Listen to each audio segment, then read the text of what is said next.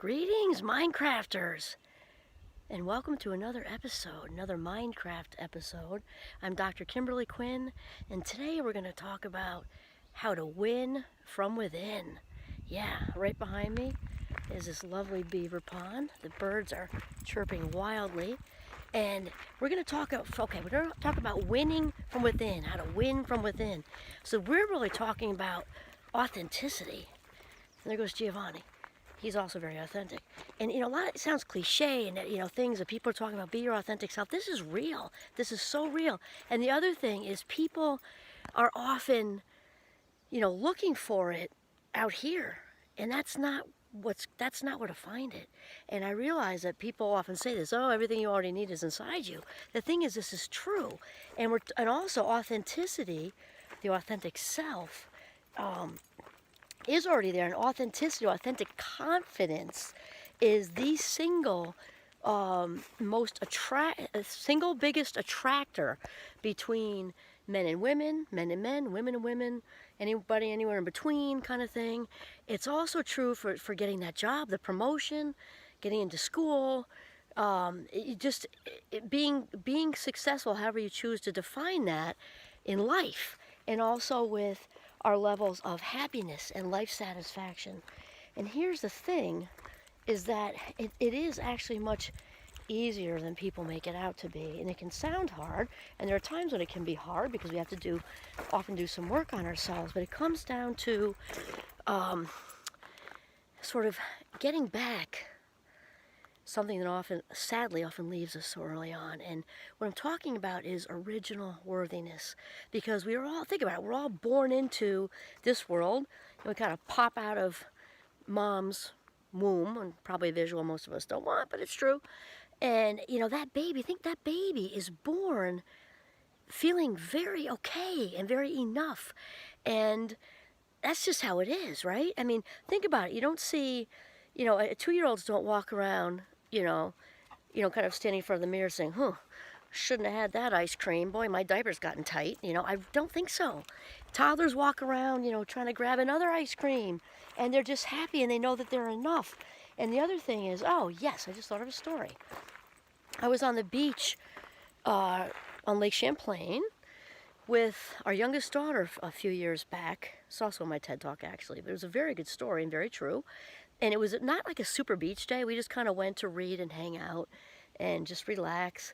And so we had this big blanket down, and our daughter was taking a summer course in anthropology. So she had this huge textbook loaded with pictures, and she was sitting there and with her snacks, 19 years old, I think, at the time. And along comes this adorable 1-year-old baby. She had a little sun hat on and a little bathing suit, polka dot bathing suit. And she was kind of toddling along, one-ish, maybe 14, 15 months, I'd say. And so walking at that age is a challenge to begin with, never mind on sand, right? And so her mom was, probably a safe, 12 feet away, kind of letting her try to navigate the sand. And over she comes and just plunks herself on our blanket. And she proceeds to kind of nudge herself right next to our daughter.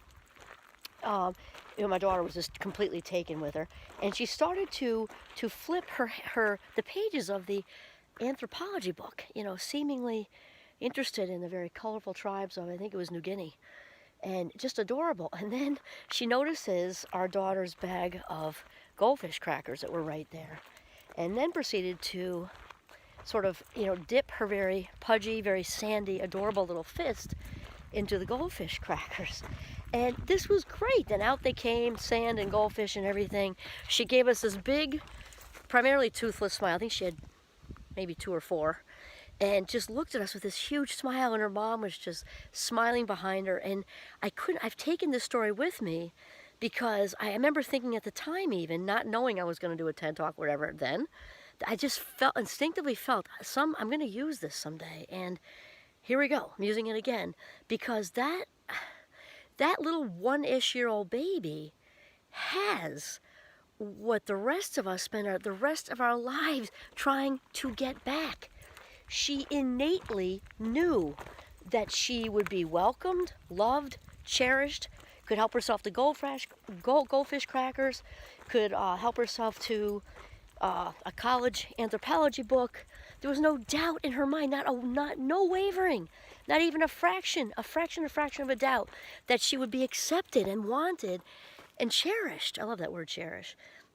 And that is the feeling of original worthiness that we are born into this world with until the world takes it away for various reasons. And the main reason is shame, okay? And I think I've mentioned in other videos that I'm in an anti-shame campaign.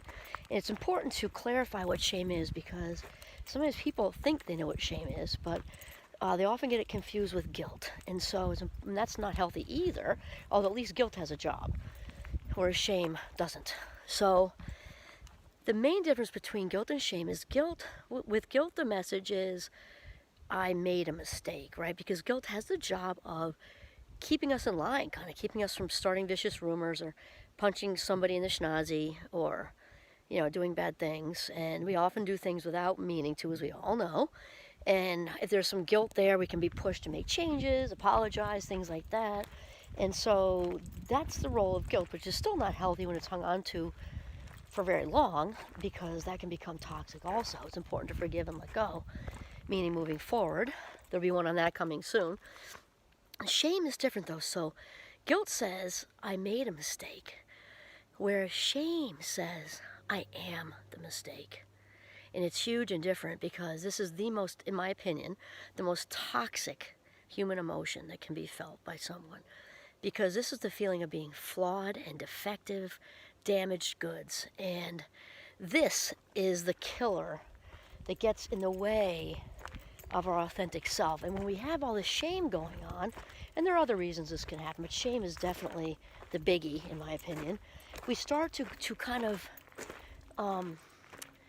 create a lot of falsities, a lot of falsities, false parts of ourselves, and the ego becomes more in charge, which is really largely what we're talking about when we talk about the false self as opposed to the authentic self. The ego part of us is the part that needs so much reassurance and needs all the kudos and all that sort of thing. The authentic self knows she or he or they is awesome, and they don't need all that stuff. They're not insatiable. They just feel whole and complete as they are, right? So here's the thing. Somebody might be saying, oh, I don't think I have one of those. Well, yes, you do. We all do.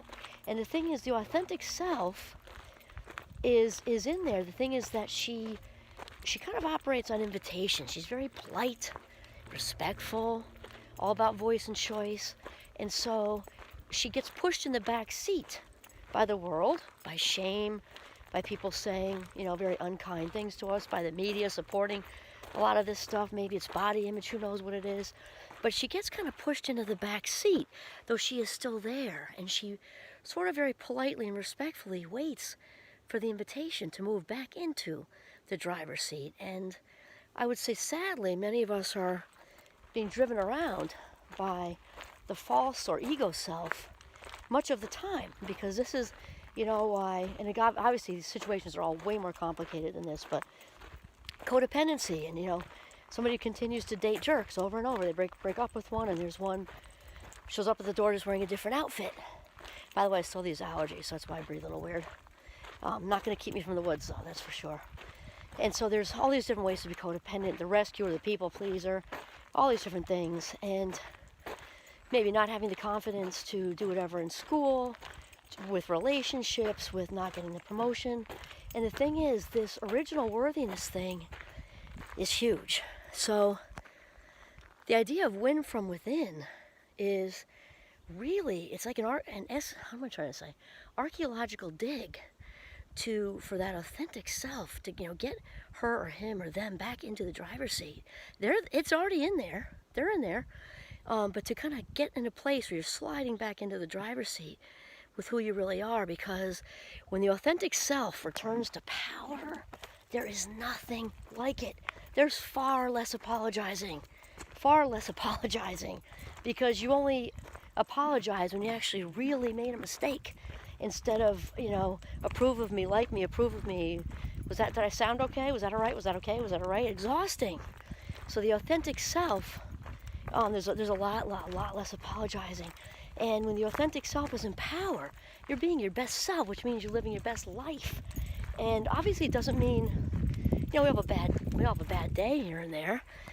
But overall, there are far more good days than bad ones, because when we walk around feeling enough and walk around feeling whole and complete, life is just better. The whole lens changes.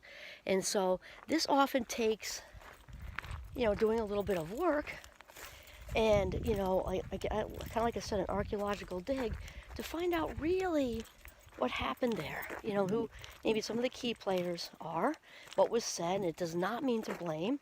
That's not of the authentic self. Blame is actually very much linked to shame. They say the shame-blame game.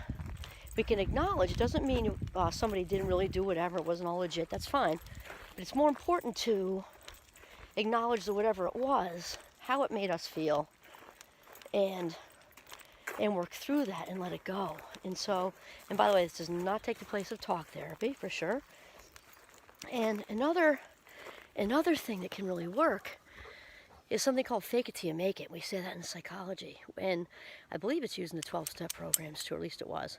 But fake it till you make it means, kind of basically, even if we're not feeling confident, to pull our shoulders back and maybe put on some really good clothes, dress to the nines, a little bit of perfume, cologne, and kind of fake it till you make it, act the part, because we know that people respond to our energy and what we put out there, as they say.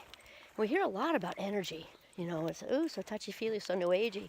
It's really, really true. Think about it. We're all spirits walking around wearing different outfits. Speaking of a spirit wearing a different outfit, Giovanni's running around all over the place. So since we're spirits walking around wearing different outfits, we are sort of exuding energy, right? If you don't believe that, watch a dog respond to somebody who they know isn't a good person. They can tell. They can definitely tell.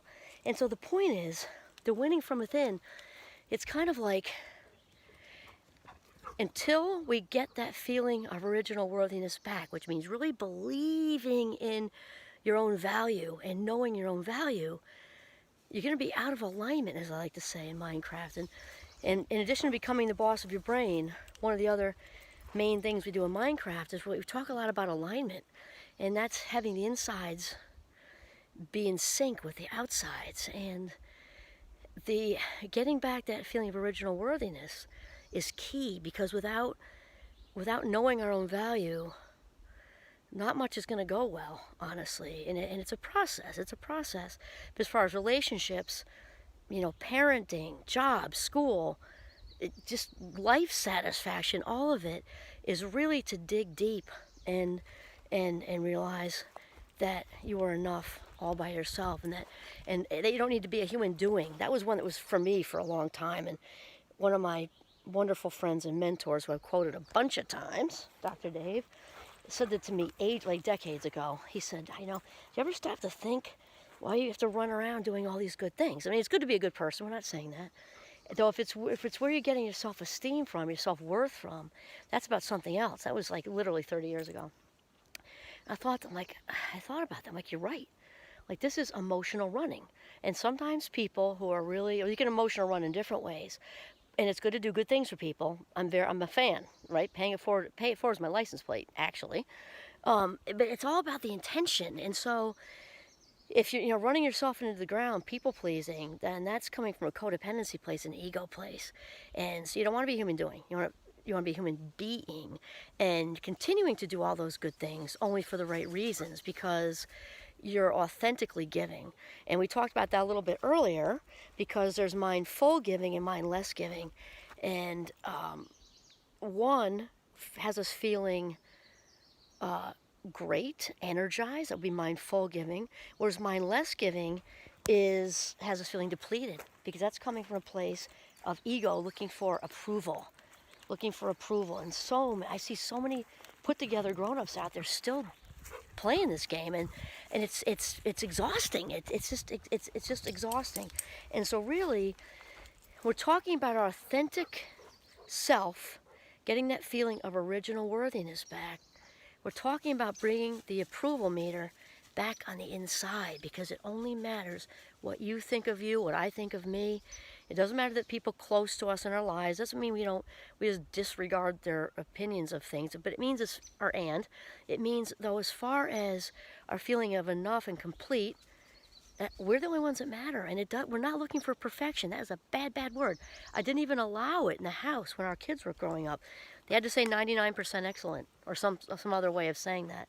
Perfection is self-abuse of the highest order, and I forget who said that. Her first name is Anne. Anyway, it's a great quote. And it's horribly self-abusive. So the bar set at do your best. It's one we can always reach. Nobody can ask or do any more than do your best. And to really start trying to start your archaeological dig to find your own, to own your own value. There's Giovanni. You gotta love you, gotta be good to you. That's it. Your authentic self will return to power. And once it does, oh my gosh, it's just like the universe just gets out of your way. I think Will Smith said that one too. I mean, that's not a huge quote, but I think I did get that from him. And when I say this to my students, it's just so true.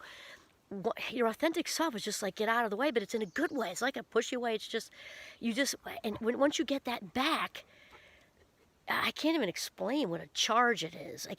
It's just like you walk into the room with this energy. If you've ever met somebody like that who's just got such charisma going on, that person is going to be the one who gets the promotion, gets the job, gets into grad school, gets the relationship or whatever.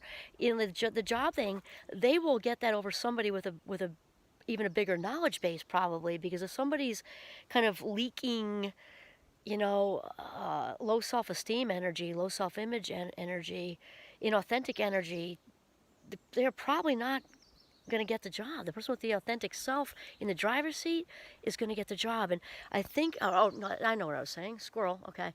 How I explain to my students sometimes is that picture the beach, like when the little kids go up, and myself, because I love to build sandcastles and I love to play down by the beach, when they dig the hole down close to the ocean, and then it fills in, and that's how the universe works. It's just things will just find you, all kinds of good things, when you're coming from a place of authenticity. Doesn't matter how much money you have, doesn't matter what the color of your skin is, or what your religion is, or whether you grew up in poverty or you were wealthy or anywhere in between. The authentic self is the authentic self. And just like snowflakes, I know it sounds really cheesy and cliche, but winter's my favorite, so I can say it if I want to. And we are all snowflakes. We really truly are. The life could go, and will go on for eternity with an infinite amount of people, and no two spirits will ever be the same. And I think it's so important to believe that, because there is only and truly one you. I realize it sounds cliche, and again, once you kind of tap into your authenticity, you won't feel it so cliche anymore, because it's a feeling like none other. Okay? You got to get back that sense of original worthiness. This is Kimberly Quinn signing off. Have a mindful day.